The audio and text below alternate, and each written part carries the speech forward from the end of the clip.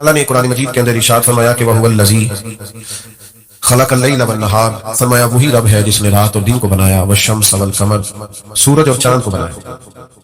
كُلٌّ فِي فَلَكٍ يَسْبَحُونَ، فرمایا یہ سارے اپنے مدار میں تیر رہے ہیں، اپنے گھیرے میں تیر رہے ہیں، دن بھی، رات بھی، سورج بھی، چاند بھی، یہ سب اپنے اپنے مدار میں تیر رہے ہیں، کوئی کسی کے وقت میں آتا نہیں، کوئی کسی کی جگہ لیتا نہیں، کوئی کسی سے ٹکراتا نہیں، اپنے اپنے مدار میں، اپنے اپنے گھیرے میں تیر رہے ہیں۔ اس طرح تیرنے والا دریا میں تیرتا ہے، اس طرح یہ اپنے اپنے مدار میں تیرتے ہیں۔ یہ سورہ انبیاء ہے، آیت نمبر 33۔ اللہ تبارک و تعالیٰ نے ان کو جو ڈیوٹیاں دی ہیں، یعنی جس وقت دن ہوتا ہے اس وقت رات نہیں ہوتی۔ آپ نے کبھی نہیں دیکھا ہوگا کہ رات بھی ہو اور دن بھی ہو۔ چاند ہوتا ہے تو پھر سورج کوٹ میں چلا جاتا ہے نظر، اپنے اپنے مدار میں۔ ہمارا یہ مزاج ہے کہ ڈھیروں لوگ ہیں جو اپنے مدار میں کام نہیں کرتے، ان کی جو ڈیوٹی اور ذمہ داری ہوتی ہے ان کا نہیں انہیں پتا ہوتا، باقی سب کا پتا ہوتا ہے۔ فلاں ٹھیک نہیں کر رہا، فلاں غلط کر رہا ہے، فلاں ذمہ داریوں کا احساس نہیں کر رہا، فلاں شعبے میں لوگ خراب ہو گئے۔ پہلے بھی شاید میں نے عرض کیا ہو، میرے پاس ایک دوست ایک دفعہ تشریف لائے، بڑے محبت والے ہیں، اور ان کا یہ جوتے بنانے کا کارخانہ ہے، تو پوری دنیا پر تبصرہ کر رہے تھے اور کرنا چاہ رہے تھے۔ میں نے ان سے عرض کی بڑی محبت کے ساتھ، میں نے کہا آپ سارے کام چھوڑیں، آپ جوتے صحیح بنایا کریں، آپ ملک کا بہت اچھا فائدہ کریں گے۔ کوئی آدمی چلو ایک دفعہ آپ سے جوتے لے تو ایک سال نکل تو جائے، جوتوں والا خرچہ تو بچے۔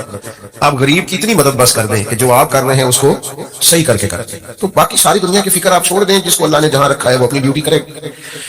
دوسرے کے کام میں مداخلت کرنا نظم و ضبط کو توڑ دیتا ہے۔ یعنی آپ دیکھیے کہ جنگ احد میں مسلمانوں کو بظاہر نقصان کا سامنا کرنا پڑا،